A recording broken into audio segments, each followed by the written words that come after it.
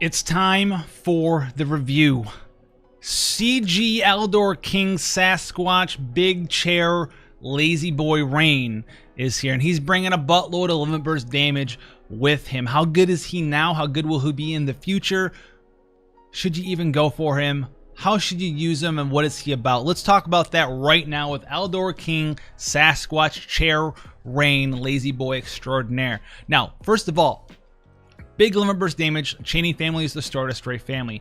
He didn't have a lot of chaining partners, but with the advent of CG Hyo getting his ability awakenings as well as his enlightenment system rework character abilities that you can see yesterday that I put a video out on, he's got a really good partner without having a dupe. So if you have access to, Aldore King Rain, you're going to have access to both Hyo as well as Rain himself for pretty good partners when it comes to doing damage with your limit burst as well as using your Stardust Ray chaining skills. Now his TMR is absolutely insane, and I know a lot of people are going to want this. It's a heavy armor, 28 attack, so a good amount of attack. Nothing insane though. We have super TMRs like 35, 40 attack, whatever. But 28 attack is pretty good, but it has the effect of Aldore King's Majesty, which gives you 10% HP, so a little bit of survivability, and 30% limit burst damage. So this is going to be very powerful for a lot of characters who want to be wearing a body piece, which gives limit burst damage, which is the only thing in the game that does that. It's very powerful now and going into the future for a lot of different characters, right? If you're looking for CG Cloud in the future, you saw Adventure and Cloud. He's a big limit burst damage character as well. Works kind of similar to CG King Rain, and wants this sort of effect in the chest slot. The Super TMR is the True Crimson Sabre. It's 174 attack, two-handed greatsword with a weapon variance range of just like any other normal two-handed greatsword of 1.3 multiplier on average. It also gives the effect of Aldore King's Ambition, which gives you 50% true double hand. How good is this?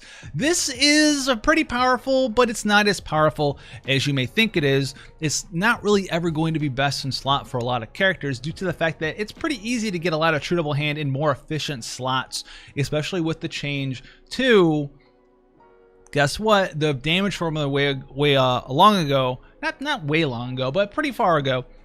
I can't English. Anyway, the higher attack that you have on a weapon, the more damage you're going to do. So you're sacrificing some attack compared to other STMRs, right? Whether it's Buster Sword, 180 attack, or whether it's going to be Kingdom Hearts Cloud's Buster Sword, 190 attack, or in the future, especially for someone like Aldore King Rain, the Aigan Arm Reborn reward, which is a fist weapon that has a bunch of attack on it, and also has a higher weapon variance range of 1.5 instead of 1.3, so that's 20% extra damage from the variance there.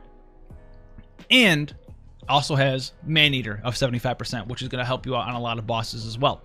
For other characters, like I said, there's a lot of other more slot-efficient things. You can go ahead, wear your Martial Glove, wear your AI Katy Perry Super TMR, wear whatever sort of accessory or materia that gives you that attack plus two double hand, and just forget about getting the true Crimson Saber. Now if you go ahead and you do luck out and you do get it, you can use it, you can make a build around it. I've never found a build that's been best in slot, or this has been best in slot for any character in the game yet whatsoever. There's always a better alternative. So if you're worried about this being best in slot, you need to go and get it. Don't go ahead and get it. I know we spent a lot of time on it, partially because I fumbled around who wants to go as much far as wanted to do more look like when we go in for describing whether or not this is good, but it's good. It's just not as good as you want it to be. Now, going into his weapon selection, you did hear me mention fist weapons. He can wear fist weapons. He has access to daggers, swords, greatswords, katanas, maces, spears, fist weapons, and flails or maces, whatever you want to call them. He also has, shields and stuff, but the real thing to talk about here, he's got access to clothing, light armor, heavy armor, which is going to be his TMR. And then he's got hats and helmets. So not using shields and stuff on him, but you're going to be using his TMR on him. That body piece is going to be insane for him. And then you're going to be able to use either a hat or a helmet. So very powerful there, and the good weapon selection. You're going to want a two-handed weapon on him because of how he is. He's a true double-hand character. Now moving into his abilities here. Twin Saber is nothing really worth talking about. It's just like a barrage skill. Extra Saber, though, was originally in Japan his series bonus boss battle skill. But since we're getting that renovation to the EP system, which we are getting, this is the first character that gets that renovation. Instead of having to use EP points, this was the EP skill. He just gets it in his base form. Maybe he'll get other EP skills in the future. But this is a 2-turn cooldown available on turn 2, which is fine, because it exactly flows into what exactly you want him to be doing. Does some damage here. Stardust Ray. The first 9 hits are going to be a 2x multiplier with ignored 50% defense, so 4.0 there. And then the last and final hit is going to be a 12.0 multiplier. So nothing insane, but you're really going to be using it here for the increased limit burst gauge by 30 crystals. It's going to fill up his limit burst gauge almost. I think it costs 34 at max level, so you're going to be doing some chaining. You're going to get 30 of it here. You're going to fill up that limit burst gauge with extra Sabre. So you can go ahead and do your limit burst again. Now, nullifying Sabre, he's just got a nice dispel for AoE here if you want to go ahead and use that. A little bit of a supporting kit. Another supporting ability is the Aldore Leader, 80% attack defense, magic, and spirit buff. If you're a newer player, this might be your best buff available. But for most of us out there, this is going to be something that we don't really need to use. We already have like supports and healers and stuff who do better buffs than this. But in a pinch, you could use this for an 80% all stat buff. And maybe you can even make a team comp around it, because as you can see, it's highlighted so he can double and triple cast this skill. So maybe you use like a smaller buff on your team and get someone else to buff or do other things for like damage mitigation and use him as your buffer if you so desire. True Undermined is a 50% all stat break to one enemy. Not that great. You really don't want to be depending on a 50% break nowadays. You can, but you really don't want to, because you're going to need an insane amount of gear on your tanks and all of your characters to survive a lot of the new bosses' damage with a 50% break. For the earlier bosses, like I said, for new players, that'll probably be sufficient enough, but for the newer ones, no way. 50% is not going to get you there. Now we have Force Ray here, Stardust Ray skill. Does a little bit of damage, heals you a little bit, gives you a little bit of MP, and enables Triple Sabre for 2 turns. So it's another way to unlock Triple Sabre. It's not his main way, but you can use it in a pinch. Then he's got Blaze Sabre, Earth Sabre, and Spark Sabre. These all serve the same purpose. These are his Imbue/Imperil skills. They all have low multipliers, 3.5. They're all 80% Imperils, as well as a 5-turn Imbue for their respective elements. So he's got 80% Fire Imperil with Fire Imbue. Then he's got an Earth Imperil, Earth Imbue, and Lightning. So seems good there. They all do chain, so you can go ahead and chain with these and then use your other skills for damage. There's also cooldown skills like we saw with Extra Sabre that are Stardust Ray, so you can just go ahead, chain with all of his skills while getting that Imbue, while getting that Imperil. That's what you need to do. He also has a pretty nice skill here with Energy Wall. Grants an HP barrier of 3,000 HP for 3 turns all allies. Just costs 72 MP. It's not a cooldown skill. So another little small utility aspect that he does have. He does have passive Dual Sabre, which gives him dual cast for all of these skills. And then moving into his 7-star kit here, as you can see, plenty of stuff to talk about. We have Grand Shelt Sabre, which is like his main damage dealing skill when you're not limit bursting. He's not really about the non-limit burst damage. He's really about that LB damage, and we'll be getting to that. But this is Grand Shelt Sabre, Stardust Ray, first 9 hits is a 0.5 mod with ignore 50% defense, so a 1.0 total there. And then the last hit here is a 3.25 mod that stacks all the way up to a 7x mod, so nothing really insane. That's going to be an 8.0 multiplier total. Nothing really worth talking about there. That is super low. We're talking like Orlando meta after Orlando hit 7-star tiers of damage pretty much. That is not good. That is not worth talking about, but that is a skill that you're going to be using to chain with him a lot of the time when you're not using your imbues and your imperils, and you're not using your cooldown skills or your limit burst. But he thankfully has a very, very nice limit burst and damage rotation. So let's get in here. Blood for Battle, enable skill for 2 turns, Triple Sabre, increases the multiplier Blaze Sabre, Earth Sabre, Grand Shelt Sabre, King Sabre, Royal Sabre, and Spark Sabre. So we are going to get a 1.5 multiplier to that Grand Shelt Sabre, which is going to take that up a little bit because it is broken into 2 parts. So it's going to turn from a 0.5 multiplier, ignore 50%, into a 2.0, ignore 50%. So 4 there. And then the 7.0 multiplier is going to turn to an 8.5. So it's going to go up to, what is that, like a 12.5 multiplier.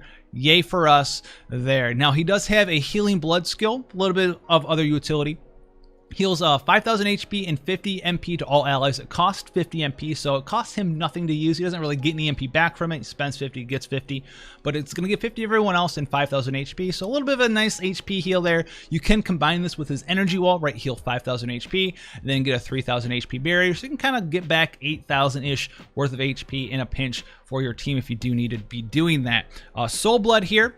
This is one of his big cooldown skills. 4-turn cooldown available on turn 1. Increases limit burst damage by 220% for 2 turns to the caster. This effect cannot be dispelled. Gives him a full limit burst gauge and also mitigates 40% physical damage for 1 turn to the caster. That 40% physical mitigation is actually pretty strong, right? You can use this on turn 1, get that limit burst damage buff. The boss can only take it away from you if he kills you. It gives you that full limit burst gauge so you can fire your limit burst off next turn, and you get 40% physical damage. Combining this with like a magic cover tank like CG Charlotte, right? Have some magic cover up, and then have that 50% damage mitigation, that 50% general damage mitigation from her limit burst. You're gonna have 40% physical mitigation, 50% general mitigation, have that AoE magic cover up so he's not really taking magic damage whatsoever. And then any sort of damage that you'll be taking is gonna be from single target damage if you don't have a draw text build on Charlotte, or just AoE physical damage, and you have that 40% mitigation that's going to help you live to fire that limit burst off and start your damage rotation. Now, we also have Royal Sabre, 3-turn cooldown, available on turn 3. Physical damage 2.5 mod, ignore 50% defense to one enemy, and then physical damage 5.0 mod, ignore 50% defense to one enemy as well. So right now, base value is a 15 times multiplier, nothing insane, but it does get that 1.5 mod increase from Blood for Battle if you do go ahead and decide to use that. And that 1.5, like I said, all the time, it's going to apply to both the top and the bottom. And then that application on the top and the bottom is going to get multiplied by 2 due to the ignore 50% defense. So it's going to be a total, instead of 1.5 modifier increase, 6.0 multiplier increase, which takes this up to a 21 times multiplier there, which is kind of what we're looking at for the general damage for a chaining skill. And this is available on turn 3. He also has King Sabre, which also gets that 1.5 mod, which turns into the same way a 6.0 mod increase here. And this one's going to be a 3.0 mod, ignore 50% defense. So 6 on the bottom side there, and then 6.0 ignore 50%, so 12 there. So 12 plus 6, 18 plus 6, 24 times modifier in total there. Available on turn 6. And we have Complete Awakening of the Aldore King, 6-turn cooldown, available on turn 1, 74% defense break for 4 turns to all enemies, 250% attack buff for 4 turns to the caster, makes him immune to attack break for 4 turns, and then unlocks Triple Sabre for 5 turns to the caster. Let's go over his passives really quick. Attack defense passive, 50% limit burst damage passive, 50% fire resistance, 50% attack on top of that, 50% HP, 50% earth resist, 50% defense, 50% lightning resist, 30% defense and spirit. He's going to be immune to blind, sleep, paralysis, confusion, and petrify. If you have a great sword on him, he's going to get 50% attack, 7% MP, 50% true double hand from the passive, namely, and aptly named, I should say, True Double Hand. And then we have Never Setting Sun, has 100% chance to ignore fatal damage when your HP is above 1%, max 1 time. His TMR ability, or his trust ability, is auto cast Raging Blood at the start of the battle, increased the attack of your gear, so 50% True Double Hand, as well as upgrading your limit burst, MP plus 20%, and then the Great King of Aldore's final passive, 40% attack, 40% HP, and 100% true double hand, which gives him a grand total of 200% true double hand, which means you only need another 100% to hit that cap. His conditional passives here, his Triple Sabre, allows him to triple cast all those skills that the Double Sabre kind of did. Then Raging Blood is a skill which is very powerful. This is the auto cast at the start of the battle skill. Gives him Triple Sabre right away, and then gives a 4.0 multiplier buff to Blaze Sabre, Earth Sabre, Grand Shield Sabre, and Spark Sabre. So not that crazy of a thing. You're not really trying to pop off with damage with him, but we'll get to that, because what you're trying to do is maximize how much you do with your limit burst, which is Crimson Nova at max level. It's going to be a 17.5 mod with ignore 50% defense, which is a 35 times multiplier. And then it also does a 120% fire imperil for 2 turns to all enemies. It costs 34 limit burst crystals. How do we use this character? What is the main way you're going to be wanting to go with him? Now, also, do note, it's a 30-hit skill. This chains with Hio's limit burst, which is one of the reasons why Hio is a pretty good partner for Aldore King Rain. If you can't find another Aldore King Rain partner, or if you're using Hio, who has gotten big changes, big plug for the video yesterday if you haven't checked it out. We also messed around with him on stream, one-shot so many bosses with some pretty okay geared awakened Aldore King Rain, whatever. But it's pretty powerful. So let's get in here. And as you can see, you can start off with the triple cast right away, and you can do a couple different things here. So you can go ahead and complete Awakening, get that 200% attack buff, get that defense break as well, make yourself immune to the attack break, and then re-unlock triple cast for the next couple of turns. Then the other thing you can do, you can go ahead and use the big Soul Blood to fully fill your limit burst gauge for the next turn, get that limit burst damage buff, and then make yourself really tanky. And then after that, you have one extra skill you want to use, which notably most of the time is going to be either your fire, earth, or Lightning Imbue. If you are using someone that can cover these for you, so someone that can imbue your characters and imperil for your characters, you won't really need to use those. When I was messing around with them, you go ahead and just use the HP barrier and make everyone really tanky. Make sure that your Aldore King Rain lives, get the 40% damage mitigation, can't be attack broken, his buffs can't be dispelled, and then he's got that 3000 HP barrier on top of that. But if you don't have someone to imbue or imperil for you, then you get to pick between Blaze, Earth, or Spark Sabre for your third and final skill, which will imbue and imperil for you at the same time. Afterwards though, turn 2, you have a full limit burst gauge, you got that 220% limit burst damage buff, you just fire off Crimson Nova for a bunch of damage. After that, you have triple cast still, you still have your buffs up, you're still really strong,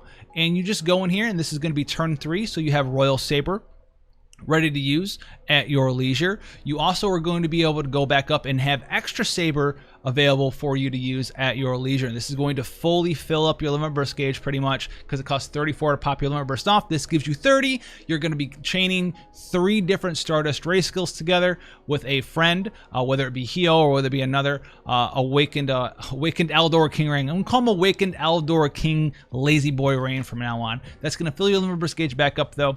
And then on turn 4, you're going to pop that limit burst off again and do a bunch of damage. And you just kind of go from there.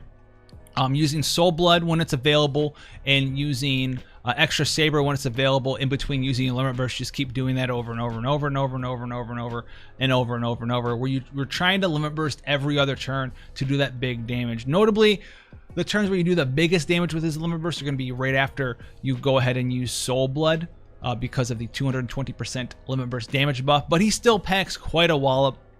And you're going to want to be putting as much limit burst damage gear on him as possible. Remember guys, when you're gearing this character, you don't want to limit burst damage over everything. You want to kind of max, you want to max out your true double hand.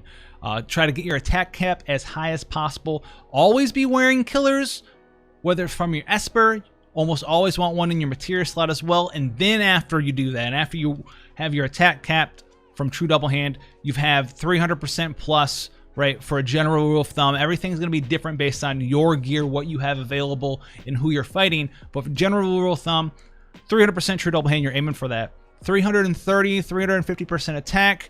Have at least one, general rule of thumb, 1 killer materia in your materia slot when you're building your character.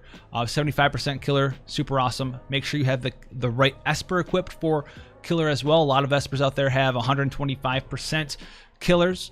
And then after that, maybe you have like an extra materia slot for limit burst damage. You're also going to get limit burst damage from wearing his TMR. If you did get 11's TMR using a Prism Moogle, that's a nice headpiece for him to wear. 20% limit burst damage there as well. A two-handed weapon. Right now, some sort of two-handed sword. In the future, if you can beat Aigian Reborn, you're going to be using Aigian Reborn's fist weapon. You are going to lose the 50% attack with a greatsword, but that's not going to come close to the amount of damage you're going to get from having that two-handed fist weapon on for most people out there with that two-handed Aigian Reborn fist. So that's King Rain. How long is King Rain going to last? Should you pull for King Rain? Do you need to pull for King Rain? If you have a lot of King Rain friends and you have Hio, I would tell you not to pull for King Rain. Just use Hio and do a lot of damage there. I should have a video out maybe like Sunday or something where we mess around on stream. You can just see how powerful that combination can be of just Aldore King Rain and Hio in certain team compositions. Very, very strong team composition. Now, if you like Aldore King Rain and Rain's your favorite character, go in there. He's very, very strong. He's an incredibly powerful character. He's up there with everyone else right now, doing a bunch of damage, huge damage, and he even came out early, got no changes. He's very, very powerful. How long does he last? He's going to be tippy top of the meta. No, he's not going to be tippy top of the meta. No damage dealer is ever tippy top of the meta for forever. They're never like the best unit that comes out for forever. Is he going to be able to do a lot of the stuff you need him to do for a long time? Yes. So if that's someone you're looking for, this kit sounds cool to you, just limit burst damage, a little bit of damage, limit burst damage, a little bit of damage, go for him. If you're looking for a character, you're saying, how I want to know what character, if it's not Aldore King Rain, if it's not King Laswell, if it's not this unit, that unit, what unit should I be waiting for and how far away are they so I can get prepared? I'll tell you to watch the sneak peek series, but I'll be nice to you today. It's Madame Adele. Madame Adele is the character you want to go ahead and wait for. If you want to see stuff on that, check out the sneak peek series, Madame Adele. She's absolutely insane, blows everyone out of the water that we have access to right now, and she lasts for a long time. She's a super cool character too. If you haven't done the Madame's Manor side quest, that's where she comes from. If you don't know who Madame Adele is, Super amazing character. Go check her out. But for other stuff, dude, if you want to see more stuff on this channel, make sure you hit that subscription button, turn the notification bell on so you can get these videos when they do come out in a timely manner. Otherwise, YouTube's going to show you like a week from now when the video comes up like, hey, this new character came out. And you're like, that was last week. That's going to be YouTube if you don't click on the notification bell. And even if you do, it might not do anything. I'm not sure. I'm going to go cry now thinking about how YouTube hates me because I'm a tiny channel. But thank you guys for the support. You guys are awesome. Patreons, you guys are fantastic people out there. If you want to support in that way as well, thank you so much if you do decide to. If you don't want to, thanks for watching. Thanks for coming and hanging with us. Thanks for a little bit spending your time. A little bit of spending your time here. Thanks for spending a little bit of your